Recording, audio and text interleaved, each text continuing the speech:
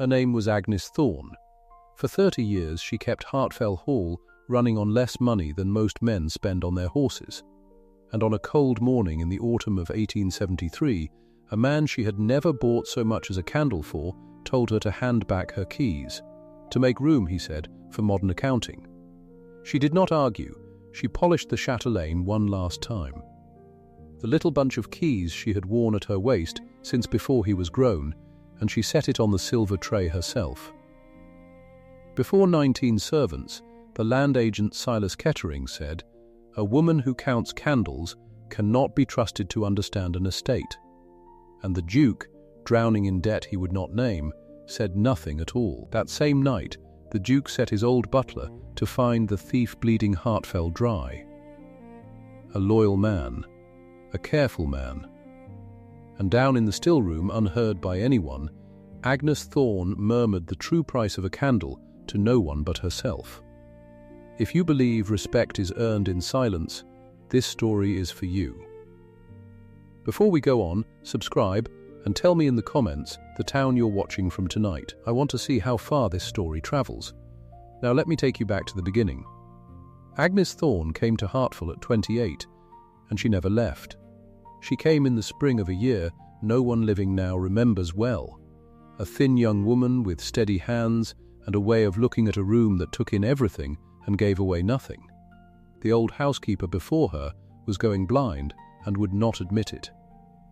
Agnes learned the house in a season, where the damp came through in November, which chimney drew and which one sulked, how many pounds of tallow a winter truly took, and how many the chandler hoped you'd forget to count.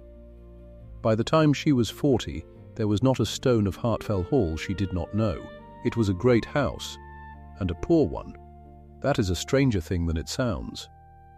From the road, coming up through the beeches, Hartfell looked like money.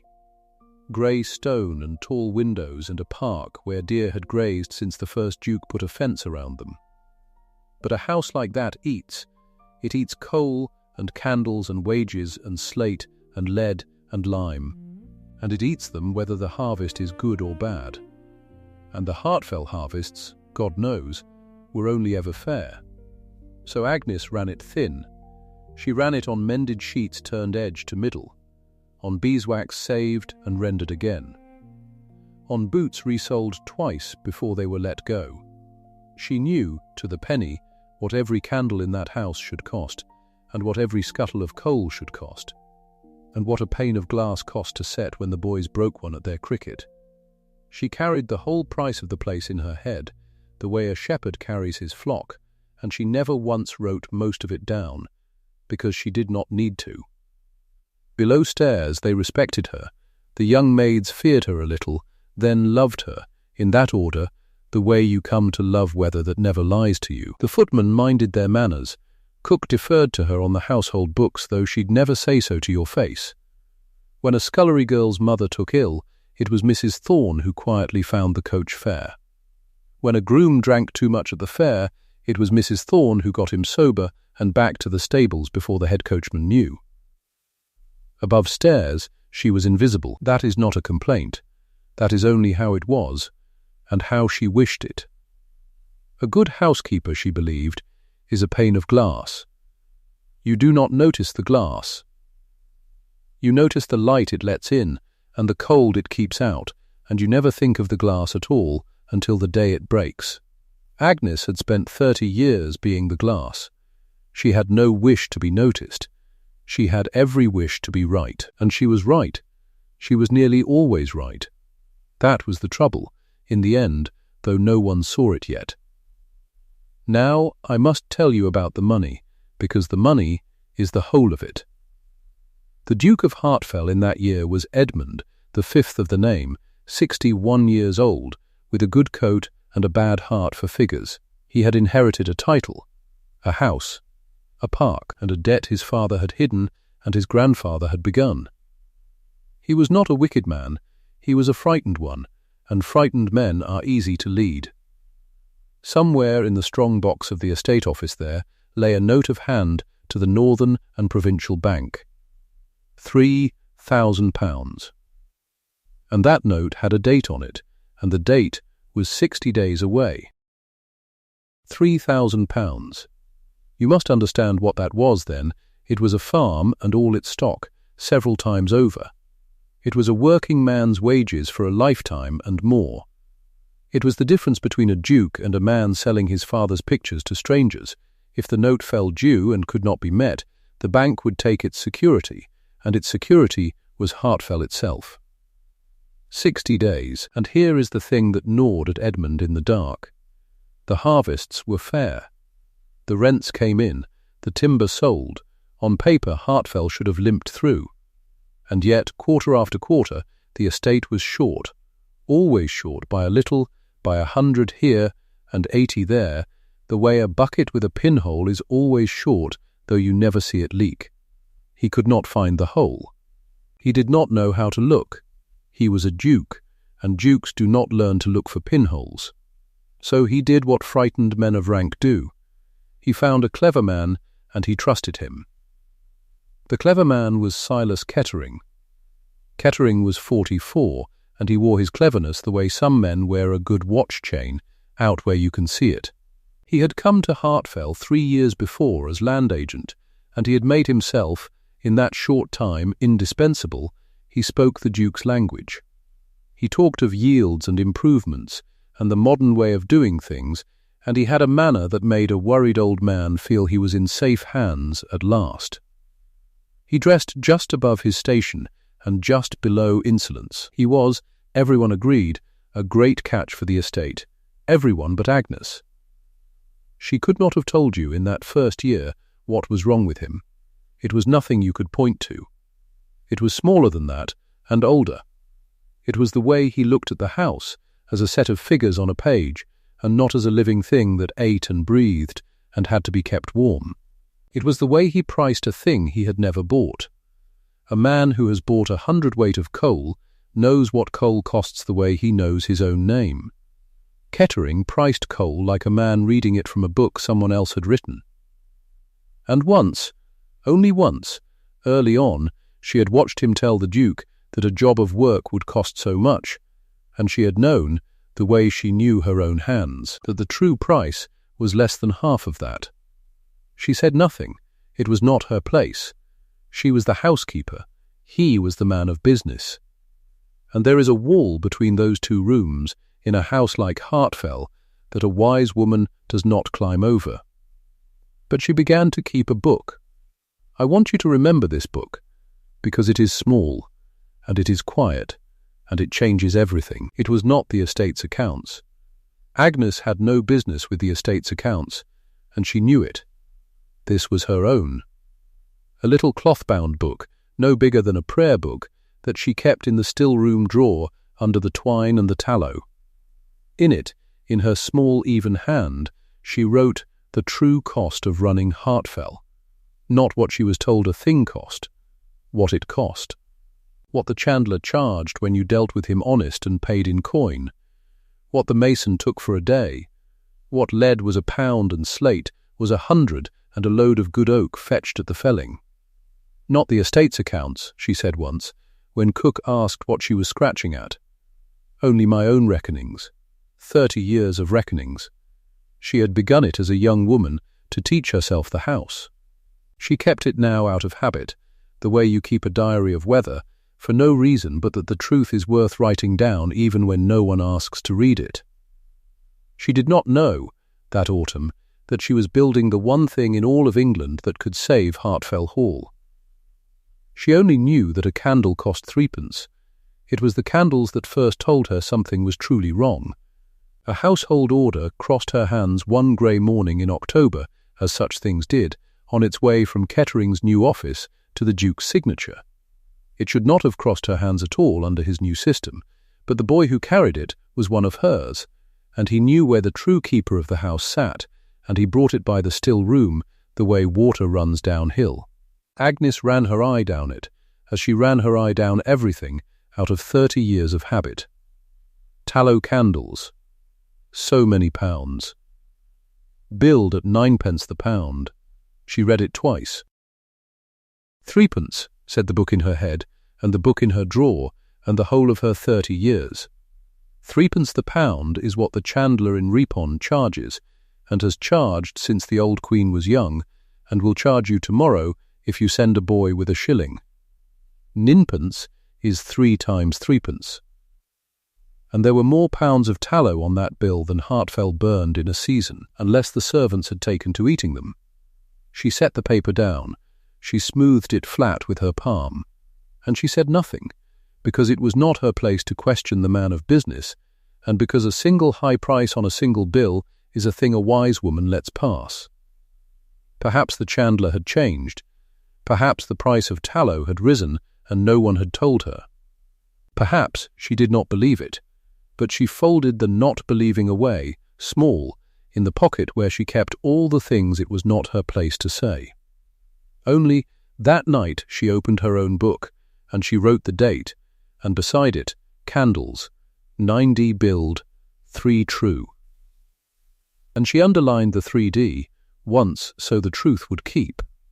That is how it starts, not with a theft you can see, with a price that is wrong, and a woman who knows it, and a wall she has been taught not to climb. Through that autumn, Silas Kettering tightened his grip on Hartfell the way ivy tightens on a wall, slowly and everywhere, and always looking like decoration. He moved the accounts. That was the great stroke, and he did it so smoothly that the Duke thanked him for it. The old way, Kettering said, was a muddle. Bills here, receipts there, 3 books that never agreed. He would bring in a modern system. One set of books, kept clean, kept by him, balanced by him, shown to the Duke each quarter in a fair copy any gentleman could read at a glance. It would save hours. It would save error. It would, he did not say, put every figure in the house behind one locked door and give him the only key. The Duke, who feared the muddle because he did not understand it, was glad to be rid of it. He signed the thing that made Kettering keeper of the books. And from that day the true prices of Hartfell went where the Duke could not see them, and where old Peel could not see them, and where Agnes, who could have read the lie in a heartbeat, was never ever shown them. That was not an accident. Nothing Kettering did was an accident. He knew the housekeeper's eye. He had felt it on him from the first, that steady, weighing look that took the measure of a man and kept the measure to itself. He did not fear the Duke, who could not count. He did not fear the butler, who counted only silver. He feared the one person in the house who knew what a candle cost, and so he did the sensible thing. He put himself between her and the ledger, and he set about, quietly, patiently, teaching the whole house that her eye was not worth minding. He did it with a smile. That is the cruel part. At the servants' table, when the talk turned to the estate, he would speak of Mrs. Thorne with a fond, weary kindness that was worse than any insult. Our good Mrs. Thorne, he would say, who saves us candle ends. As though 30 years of keeping a great house alive on nothing were the fussing of an old woman over stubs of wax. He praised her thrift in a voice that turned it into a joke, and the younger ones, who had not yet learned what she was, began, just a little, to smile when he did. Not Lucy. I will tell you about Lucy soon. And the Duke, ashamed of his debt, and hungry for a man who seemed to have it in hand, leaned on Kettering harder every week. The agent was at his elbow at breakfast and his shoulder at dinner. The agent's word became the estate's word, and every time Edmund felt the cold breath of that £3,000 note on his neck, Kettering was there, calm, capable, saying, "Leave it to me, your grace. We shall find the waste and stop it. We shall find the waste," as though he were not the waste, as though the fox had been set to count the hens and had offered kindly to look into the losses. There was a second thing Agnes saw that autumn, and it was worse than the candles, because it was written into the very stone of the house. The bill said, "Drainage works, £140, and under it, in a later quarter, the roof of the West Range re-leaded and made good. Agnes had climbed to the attics of the West Range herself the winter before. She had gone up with a lamp and a scullery boy to find where the water was coming in over the old nursery. because the family would not pay to have a man look at it, and she would not let a ceiling fall on anyone's head for want of a look. She had seen the roof from the inside. She had seen the old lead, thin as paper at the seams, and the daylight through it like stars. It had not been re-leaded. It had not been touched. She had stuffed the worst of it with oakum and canvas herself, with her own hands, on her knees in the cold, and told the boy to say nothing, because it would only worry the Duke. And now here was a bill saying that roof was made good. 140 pounds of drainage in ground she walked every day and had never seen a spade break. You see the shape of it now, though no one at Hartfell did. Kettering knew the paper of the house. Agnes knew its body. He could write that a roof was mended because he had never gone up to see it, and he was betting, safely he thought, that no one who mattered ever would. He did not count the housekeeper as someone who mattered. That was his whole mistake, and he made it over and over, and it was 11 years in the making. She wrote it in her book. Roof, West Range, build made good this quarter. Not touched. I mended it myself, January last, and she sat for a long moment in the still room with the pen in her hand, because a wrong price on a candle is one thing, and a house of money spent on work that was never done is another, and the second thing has a name, and the name frightened her. She did not say it. Not yet. It was not her place, and she had no proof a gentleman would hear, and the wall was high. But she knew. Somewhere in that grey October, Agnes Thorne came to know, in the quiet way she knew everything, that Hartfell was not merely poor. Hartfell was being robbed, and the robber sat at the Duke's right hand and called her our good Mrs. Thorne, who saves us candle ends. The blow, when it came in company. It was late November, and the Duke had gathered his creditors. There is no colder gathering. 2 men from the county to whom Hartfell owed money, and a young officer from the Northern and Provincial Bank in a good black coat. Come up from Leeds to look the estate in the eye before the note fell due. They sat in the great dining room, and the Duke tried to talk like a man who was not afraid, and Silas Kettering did the talking that mattered, smooth as a river, laying out how the losses would be found, and stopped. And they pressed him.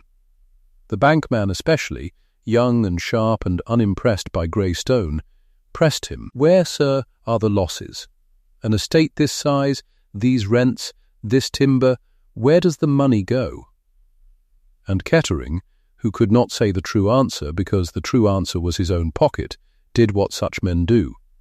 He found someone smaller to blame. Waste, gentlemen, he said. Waste below stairs. It is the eternal cancer of the great houses. Money runs out through the servants' hall like water through a sieve. He let that sit. Then he smiled, that fond, weary smile. It begins, I am sorry to say, with the housekeeping. We have a good woman here, loyal as the day, but, of the old sort, she hoards candle ends and calls it economy, while the true accounts run wild past her understanding. A woman who counts candles cannot be trusted to understand an estate. He said it to the room. He said it to the bank. And then, to make the thing solid, to give the frightened men a body to see punished so they would leave the money alone, he sent for her. They sent for Agnes into that room. 19 of the household knew it was happening, the way a house always knows. They gathered where they could, in the passage, at the doors, the maids and the footman, and old Peel with his face gone stiff. And Agnes came in her black dress with the chatelaine at her waist, the keys she had worn for 30 years, and she stood before the Duke and his creditors, and the young man from the bank, and she waited to be told why. Kettering told her, kindly in front of them all, the estate was to be modernized. Her methods, valued as they were, belonged to a gentler age. She would surrender the keys, and the management of the household stores would pass to the new system, where it could be properly watched. It was not, he said, a reflection on her honesty, only on her understanding. And the Duke, Edmund, 5th of the name, who had eaten under her care for 30 years, whose sheets she had turned, and whose nursery roof she had mended on her knees, the Duke looked at the window and said nothing. "I want you to see her hands, because that is the whole of who she was." They did not shake. She reached to her waist and unclasped the chatelaine, the keys chiming once. Small and bright in that silent room, she did not make a speech, she did not weep, and she did not beg, and she did not, though every soul in that passage was willing her to, turn and name the man for what he was. She had no proof a gentleman would hear. She had a little book in a drawer that any of them would have called an old woman's scribbling. She had 30 years, and 30 years is not evidence in a room like that. So she did the only thing left to a person stripped of everything but their dignity. She kept it. She took the chatelaine, and she saw that it wanted polishing, a smear on the barrel of the storeroom key, and quite calmly, in front of the Duke and the creditors and the bank, she drew her cloth from her sleeve and she polished it. One last time. Every key, slow and even, the way she had done 10,000 mornings, and when it shone, she laid it on the silver tray the footman held, and she stepped back, and she folded her hands. "As your Grace wishes," she said, and nothing more. Down the passage, young Lucy Fenn was crying without a sound, her fist against her mouth, and old Peel stood like a man at a graveside. And the bank officer, who was young and sharp and no fool, watched the housekeeper polish those keys before she gave them up, and something crossed his face that he did not have a word for yet. Kettering smiled. He had won, and he knew it, and he could afford to be gracious now. "Thank you, Mrs. Thorne," he said. "You have served this house well." She looked at him then, just once. A long, level look, the same weighing look she had given him 3 years before, the look that took his measure and kept the measure to itself. She did not answer. She turned, and she walked out through the parted ranks of the household she had raised and fed and mended for 30 years, and the keys stayed on the tray, and the wall she had never climbed stood higher than ever. That should have been the end of her. In most houses, in most stories, it would have been. But that night, the shame Agnes had swallowed in silence began, slowly, to work on the man who had swallowed his own. Edmund could not sleep. He had said nothing, and the nothing sat in him like a stone. He was not a clever man, but he was not entirely a coward, and somewhere under the fear a small, stubborn voice was saying that a woman who polishes the keys before she surrenders them is not a woman who has been robbing you. The voice frightened him more than the note did, because if she had not, then someone had, and the someone was still in the house, still at his elbow, still smiling. He could not face that thought straight. So he turned it sideways, the way frightened men do, and he sent, near midnight, for the one man in Hartfell he trusted without question. Not Kettering. Peel, Mr. Peel had been butler at Hartfell for 40 years, man and boy. He was 67, and his knees were gone, and he loved the house and the family with the whole of his narrow, upright, unimaginative heart. The Duke put it to him plainly, the way you can only speak to a servant you have known your whole life. "Someone is bleeding this estate, Peel. Someone is bleeding it dry, and the bank falls on us in 50 days, and I cannot ask Kettering because—" and here the Duke stopped, because he could not yet say why he could not ask Kettering. "Find him," he said instead. "Find who is bleeding Hartfell. You know this house. Find the thief." And old Peel, who had wanted for years to be of some real use before his knees failed him altogether, drew himself up and said he would. It was a loyal thing. It was a hopeless thing. And here is where you and I must sit forward, because we already know what poor Peel did not. We know the thief is not hidden.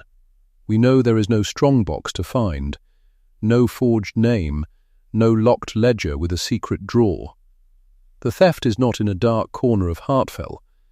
It is in the light, on every honest bill, in plain figures a child could read. 9 where it should say 3, 140 for a spade that never broke ground. The thief did not hide the money. He hid the prices, and he hid them from the one person alive who knew them, and he set the whole house to laughing at her, so that when he took her keys, no one would think to ask the housekeeper what a candle cost. Peel went looking for a thief in a locked box.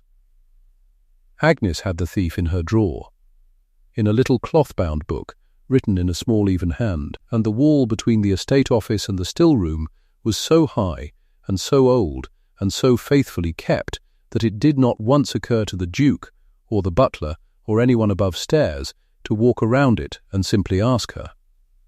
That is the pinhole, that is the whole leak. Not a clever crime.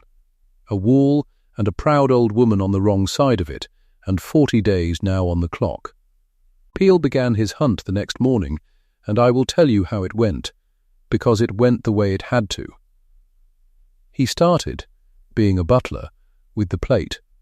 He counted the silver against the inventory, spoon by spoon, salver by salver, on his old knees at the sideboard, until his back would not straighten. It all agreed.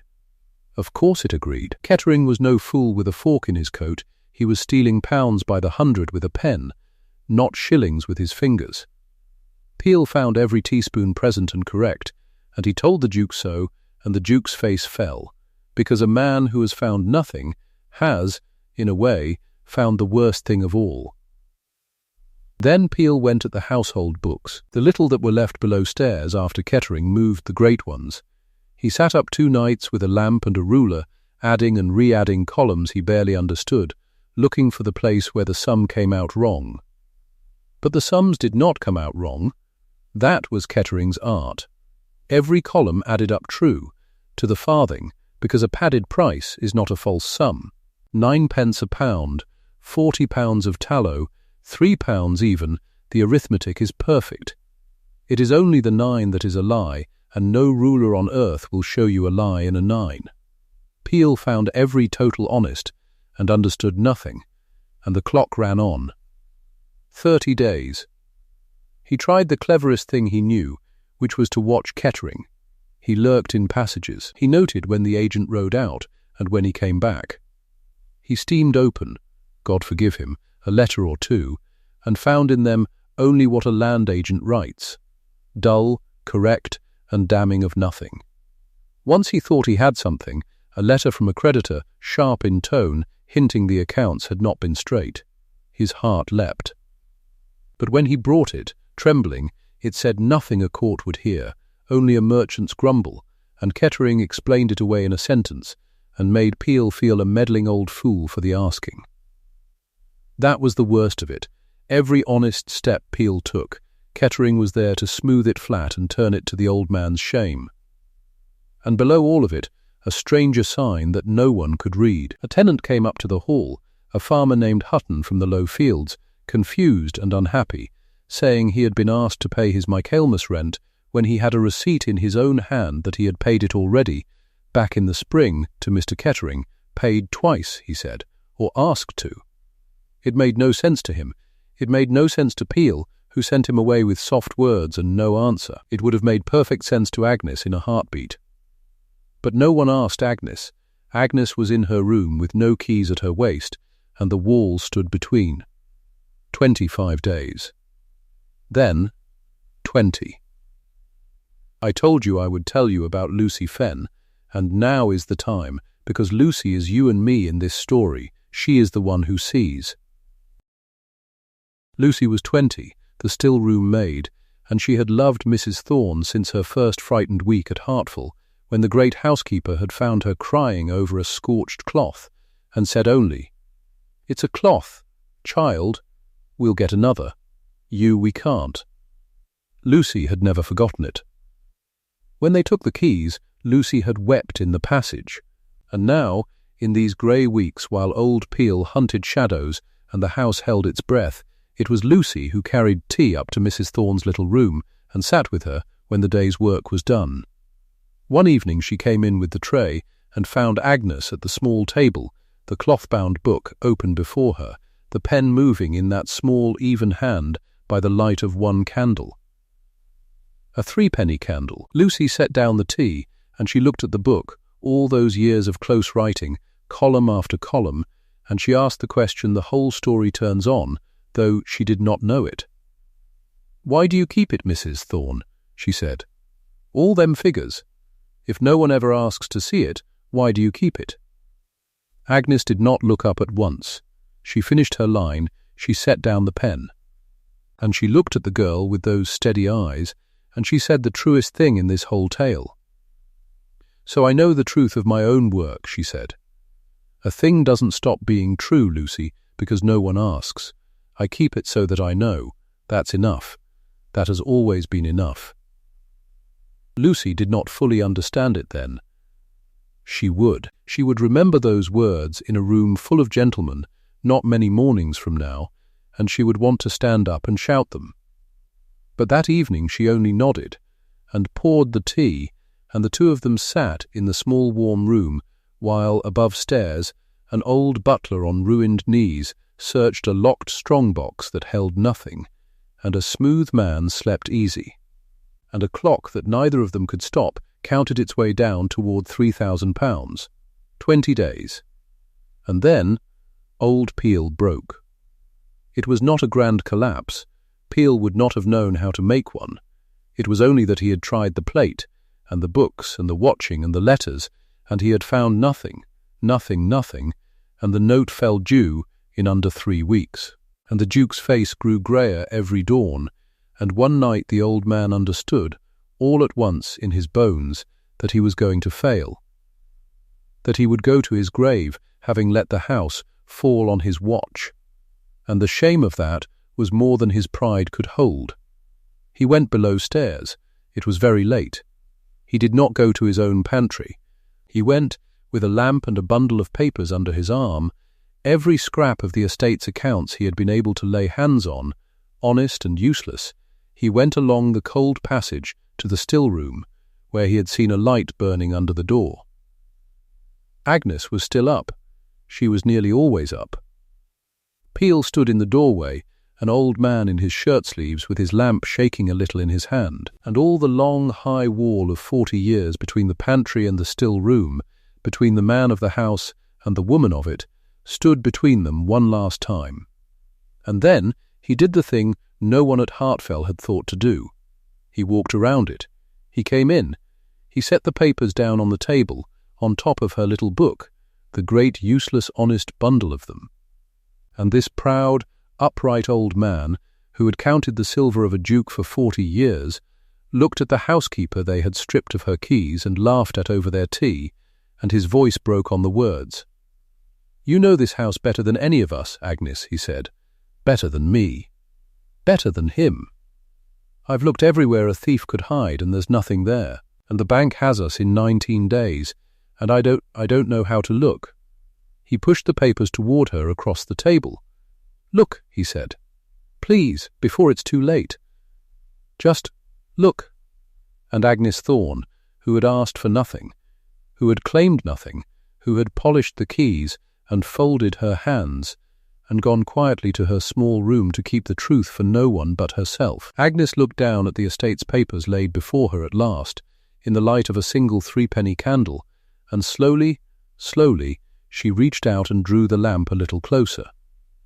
She did not know yet what she would find in them, but she knew, the moment her eye touched the first column, exactly what a candle cost. She read the way she did everything, slowly, without hurry, and without a wasted motion. Peel stood by the door a while, then sat. He did not speak. He had the sense, watching her, of a man who has carried a heavy thing a long way and set it down at last in the right place. The first sheet was the household account.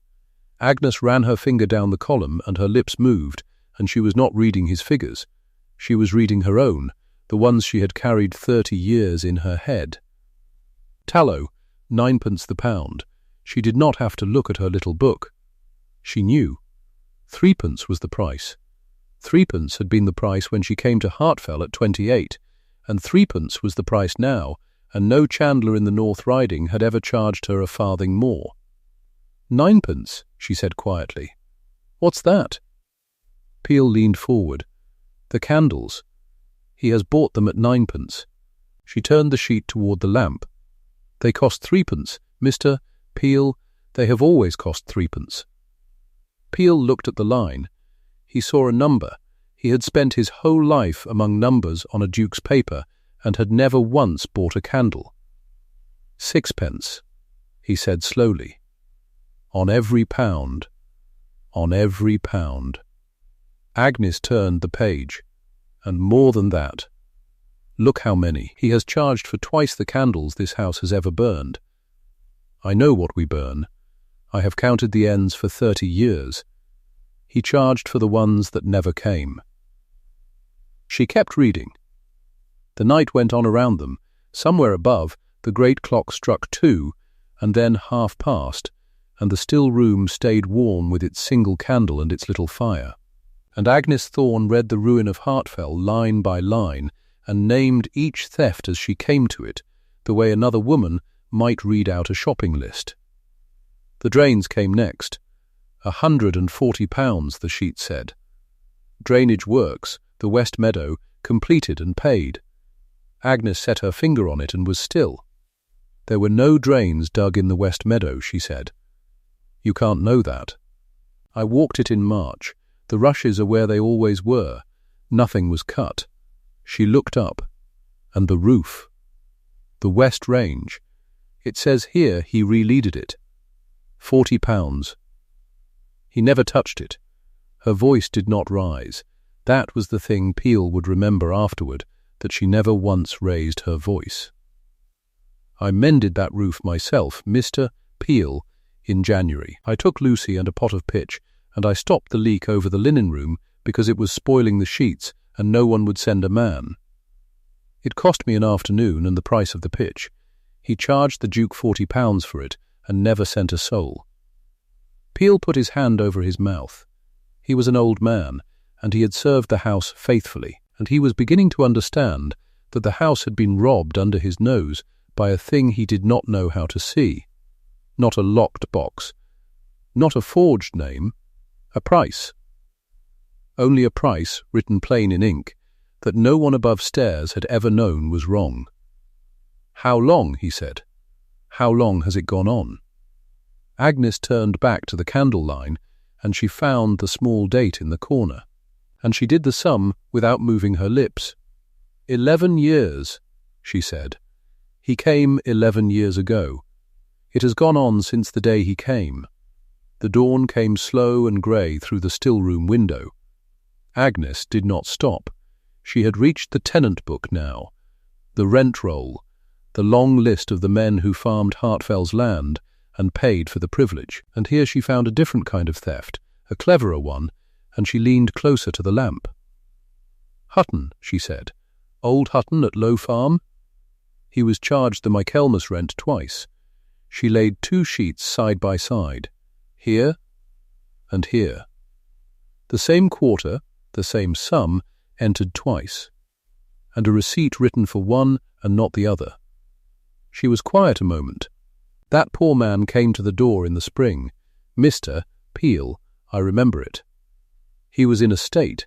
He said he'd paid and been asked to pay again, and he had his receipt in his hand and shaking, and Kettering's clerk sent him off and told him he'd muddled his own affairs. He hadn't.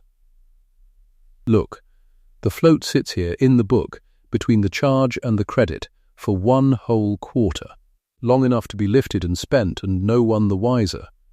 He did it to a dozen of them. He did it to men who can't read their own accounts and were too afraid of the great house to argue. She sat back. For the first time that long night, something moved in her face that was not calm. It was not for herself.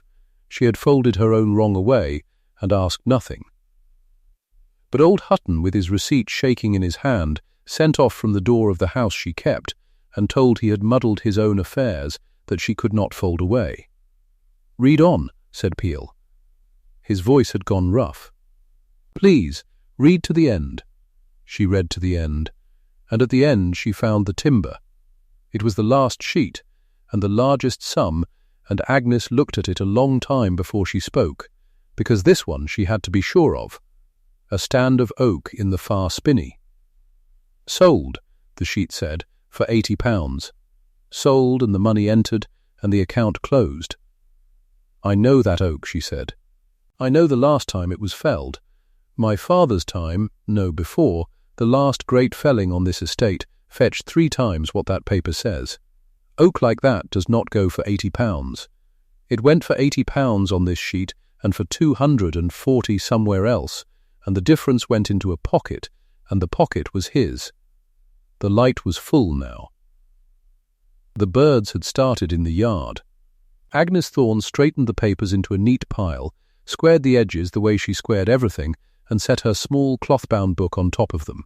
30 years of true prices. The truth of her own work, kept for no one. It's all here, she said. It was always here. Anyone could have found it who knew what a candle cost. Peel stood up. His knees were stiff, and his eyes were wet, and he did not care. Then he shall be told, he said, this morning. Now, before another day is burned. The Duke was at his breakfast, which he did not eat, when Peel came to him. And the butler, who for 40 years had never spoken above his station, who had brought the coffee and taken the cup and bowed and gone, stood at the head of the table and said, Your Grace, Mrs. Thorne has found it. She found it in a morning. You must come and hear her, and you must send for Mr. Kettering, and you must send for him now. There is a thing that happens to a proud man when the ground shifts under him.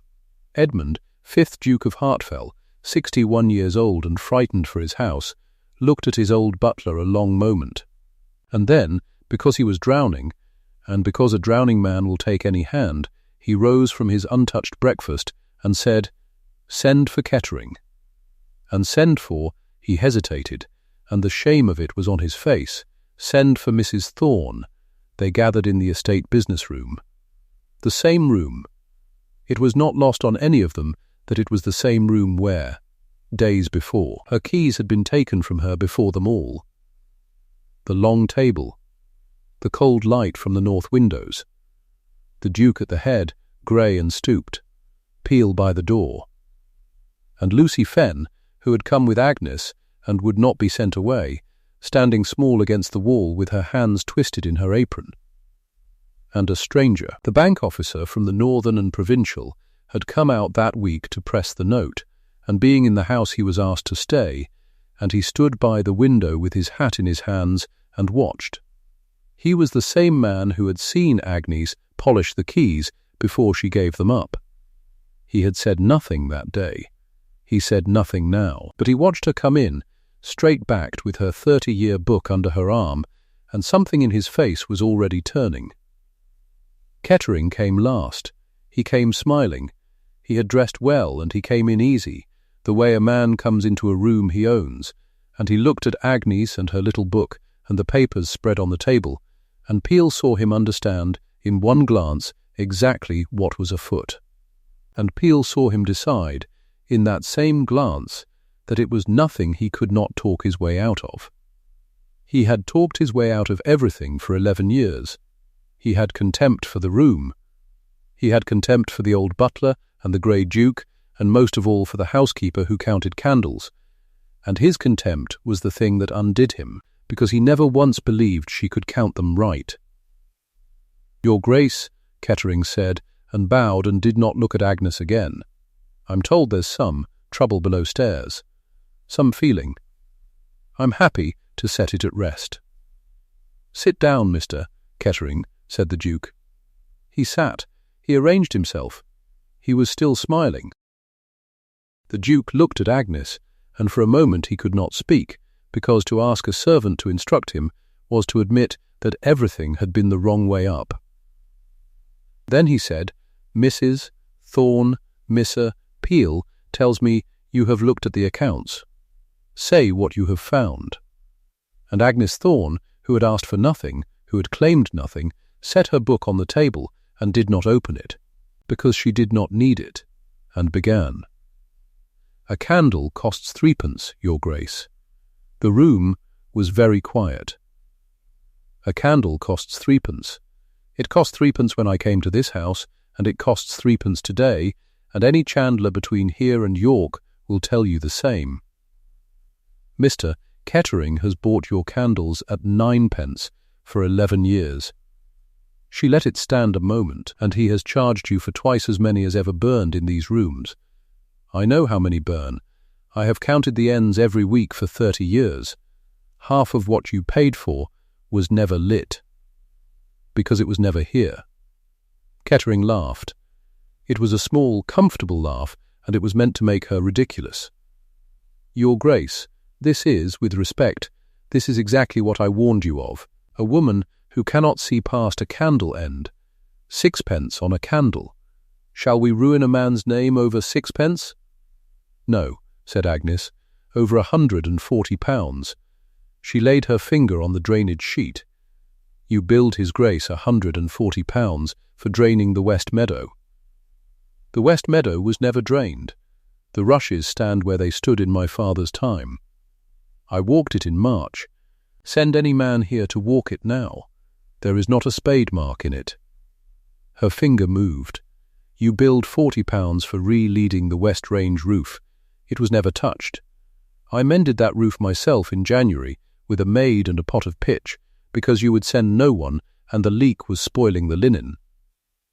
The proof of that is over the linen room this minute, Your Grace, in my hand and not a plumber's. You may climb up and see it. Kettering's smile had gone a little fixed. She is guessing, he said. She is a servant with a grievance, and she is guessing at things she cannot understand. Where is her proof? Where is her document? A grievance is not an account, Your Grace. My books are kept by a modern system. Your modern system, said Agnes, was the whole of the trick. She turned to the Duke, and she spoke to him plainly, as one honest person to another, and the plainness of it was more terrible than any anger. He moved the accounts to a system only he kept, Your Grace, and he told you it was progress, and you believed him because he spoke your language and I did not. But there was only ever one reason to hide the prices. It was to hide them from the one person in this house who knew what things cost. Me, that is all the modern system was. A wall between the true price and the only eyes that would have known it was false. He did not need to forge a name or break a box. Mr. Peel looked for those things for a fortnight and found nothing, because there was nothing to find. The theft was in plain ink, every honest cost padded by 2/3, the difference paid out to tradesmen who do not exist. I have read this house's whole ruin in one morning, and there is not a locked drawer in it. There is only arithmetic. And any of you could have done the sum if you had ever bought a candle. There it was. The whole of it laid flat on the table in the cold north light. Lucy, against the wall, had both hands pressed to her mouth. Peel stood by the door with tears running plainly down his old face and did not wipe them, and the bank officer at the window had stopped looking at his hat. For one moment it seemed done. But a cornered man is at his most dangerous when he is out of arguments, and Kettering had one card left, and he played it. And it was the oldest card in England. He stood up, he put his contempt back on like a coat, and he turned not to Agnes but to the Duke, because he knew the Duke was where the power sat, and power had always saved him before. Your Grace. His voice was smooth again, smooth and low and reasonable. I have served this estate 11 years. I am a man of business, known to your bankers, known in this county. And you are being asked, by whom? By a dismissed housekeeper, turned off for waste, with a grudge as long as her apron. It is her word against mine. Her word, Your Grace, a servant's word, and a scribble in a book she wrote herself, against the professional accounts of the man you trusted with your affairs. Turn her out. Turn her out today, before this feeling, spreads through your household and shames you before the county. Whom will you believe? A gentleman in your service, or the woman who hoards candle ends? And there it was again. The whole weight of it, rank against truth, the very thing that had taken her keys the first time. and for a moment Peel saw it, and it froze his blood. For a moment the Duke wavered. Because to believe Agnes now was to admit he had been a fool for 11 years, that he had turned off his best servant to please his worst, that a housekeeper had seen in one morning what he had been blind to for a decade. Shame is a coward's counsellor, and the note fell due in days, and here was a smooth man promising it could all be smoothed away, and there was Agnes asking him to be brave and ashamed at once. The Duke opened his mouth, and Agnes saw where it was tending, and she did not flinch, and she did not beg. She did the thing that only she in that room could do. She turned it from her word to a thing no Duke could dismiss. "Then do not take my word, Your Grace," she said. "Take theirs." She set her hand on the papers. "The chandler is Mr. Alderton, in the shambles at York. He has supplied this house since before Mr. Kettering came, and he keeps his own book, and his book will show you what he charged and how much he sent. It will not agree with this by a single line. The timber was bought by Mr. Brigg, the merchant at Thirsk at the last felling in the far spinney. He paid what oak is worth, and he has his receipt, and it is not £80. Send for them. Send today. I will tell you exactly where to send, because I know these men, and Mr. Kettering does not, because he never bought a candle or sold a tree in his life. He only wrote the numbers down. Put his figures beside their receipts, Your Grace, and read the 2 columns aloud in this room. They cannot both be true. And then you will not have to take a servant's word for anything at all." It was unanswerable, and Kettering knew it was unanswerable, and the smoothness cracked at last. Because a man may set his word against a servant's all day long, but he cannot set his word against the plain receipt of the very man he bought from.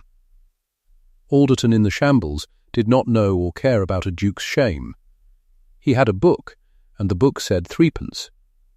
Your Grace, Kettering began, and his voice was not smooth now. "Those men are. They are not reliable. Country tradesmen, they'll say anything. Send for them," said the Duke. He said it quietly. But it was the first thing he had commanded in that room, and it was the end of Silas Kettering. They did not have to wait long, in the end, and they did not have to wait for the receipts to arrive to know what the receipts would say. It was in Kettering's face. The Duke sent Peel that hour with a groom and a fast horse to York and to Thirsk, and while they were gone, he did the thing that broke the last of it. He took up Kettering's own account sheet, and he took up Agnes's little cloth-bound book, and he sat down at the table like a schoolboy, and he read them against each other.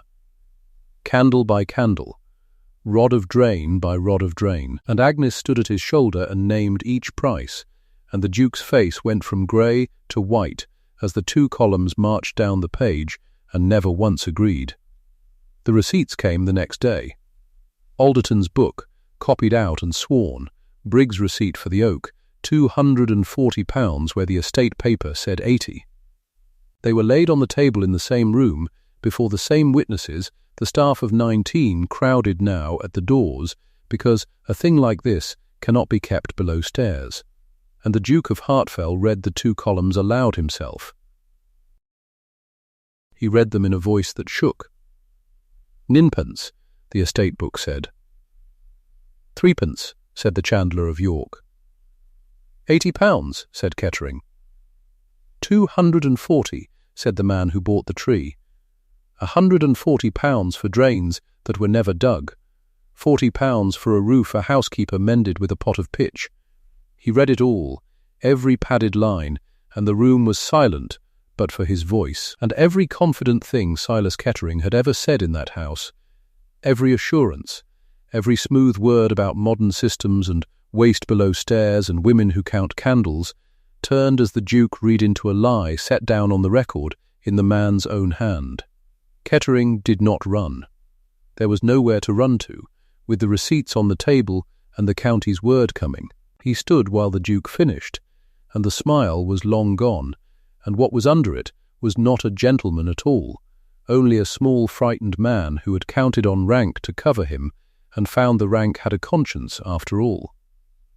The Duke set down the last sheet. He looked at his land agent a long time. "You told me," the Duke said slowly, "that a woman who counts candles cannot be trusted to understand an estate." He looked up. "It seems she is the only one in it who understood anything at all." He rose. "Mr. Kettering, your authority in this house is at an end from this hour. You will give up your keys," and here the Duke's voice caught, because he heard himself, and he heard what had been done in that room with those words to another and better servant not a fortnight since. "You will give up your keys, and you will not leave this county, because you will answer for this, every pound of it, before the magistrates, before the law, before the men of business who knew your name and trusted it." "I trusted it. God forgive me, I turned off the best servant of my house to please you. You will answer for that too, though there's no court will try you for it. Get out of my sight. Peel, see he touches nothing on his way." And that was the fall of Silas Kettering, not by Agnes's anger, for she showed none, by arithmetic, by a candle at threepence and a tree at its true worth, and by the one woman who had known both and been sent away for knowing. They took him out. The staff of 19 parted to let him pass, and not one of them spoke, and the silence was worse than any jeering, and he felt it, and he was gone. Then the room was quiet, and the Duke turned to Agnes. He did not know how to begin. A Duke of Hartfell had never in the history of the house had to ask a below-stairs woman's pardon, and Edmund did not have the words ready, because they had never been needed. He stood before her, 61 and stooped and ashamed, and Agnes Thorne stood straight with her little book under her arm and waited, and asked for nothing, as she had asked for nothing all her life. "Mrs. Thorne," he said at last, "I let them take your keys. I stood in this room and I said nothing while a good and honest woman was shamed before my whole household, because I was afraid, and because I could not see what was in front of me, and because I mistook a smooth tongue for sense and 30 years of faithful service for a candle end. I have no right to ask anything of you, but I will ask it. Will you stay?" Agnes was quiet a moment. "I never wished to go, Your Grace," she said simply. Then the Duke did a thing that the staff of 19 would tell their grandchildren. He turned to the footman by the wall. The same silver tray was in the room. It had never been taken away, and there on it still, unclaimed all these days, lay the chatelaine, the bunch of keys, hanging idle since the morning they were surrendered, because no modern accounting had ever come to claim them, and the house had gone on turning only because Agnes had gone on keeping it whether she held the keys or not. The Duke took up the chatelaine himself. He did not have a footman carry it. He crossed the room to her, an old man carrying a bunch of keys as if they were a sacrament, and he set them into her 2 hands and closed her fingers over them. "These are yours," he said. "They were always yours, and more than that." He straightened, and his voice steadied, and he spoke so the whole room would hear it. "From this day, Mrs. Thorne, you will keep not only the house but its accounts, all of them. There has never been a steward of Hartfell's books who came from below stairs, and there has never been a woman trusted with them.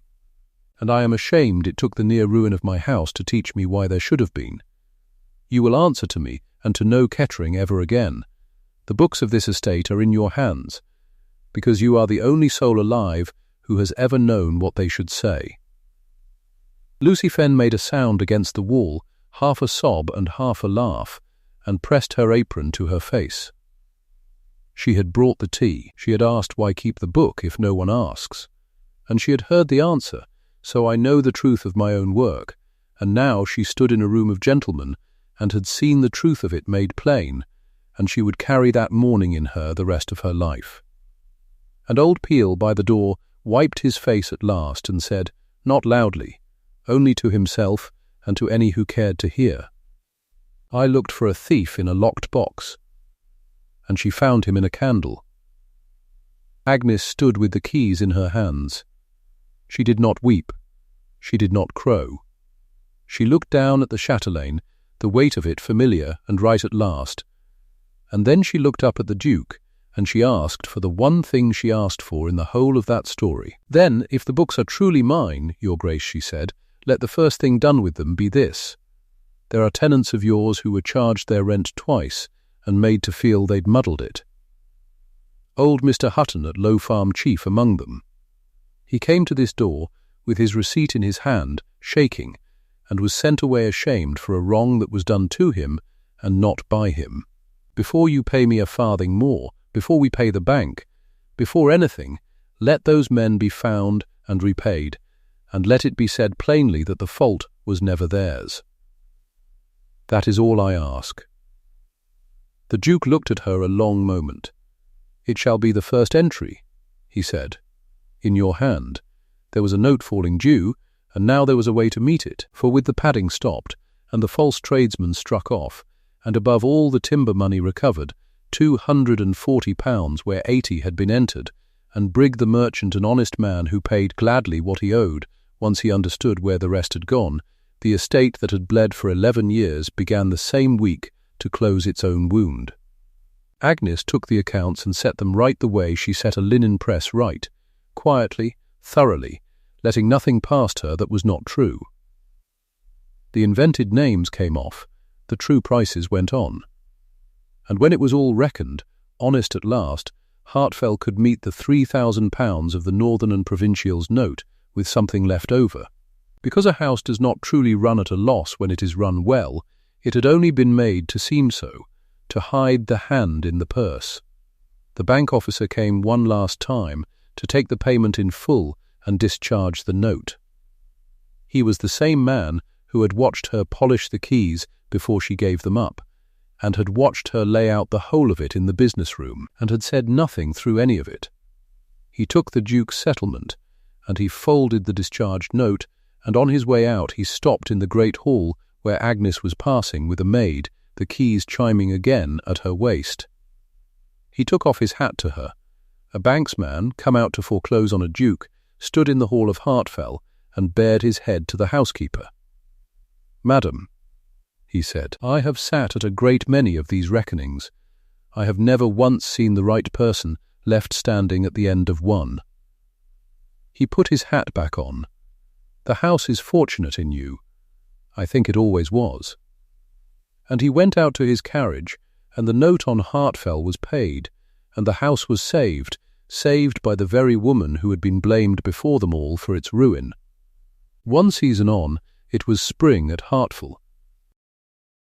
There was a soft morning early in the year, the kind that comes to the North Riding after the long wet dark, when the light lies gold and thin across the yard, and the first birds go mad in the hedges. Agnes Thorne crossed the yard as she had crossed it 10,000 times, in her plain dark dress, with the chatelaine at her waist, and the keys chimed against each other as she walked, small and bright, the way they had chimed for 30 years and would chime for whatever years were left. She was steward of Hartfell's whole accounting now, though she would not have anyone make a fuss of the word. She kept the books in her own clear hand, and she kept them true, and old Hutton at Low Farm had been repaid to the last penny with an apology from the Duke's own pen, and had wept over it, and had a receipt now he would never let go of again. She stopped at the storeroom, as she did every week, and she took down the household order that had just come up. She ran her finger down it. Candles, tallow, she checked the price, the very price that had undone Silas Kettering. The price he had bought at 9p and charged for twice over for 11 long years, 3p the pound. She nodded once and signed it and moved on.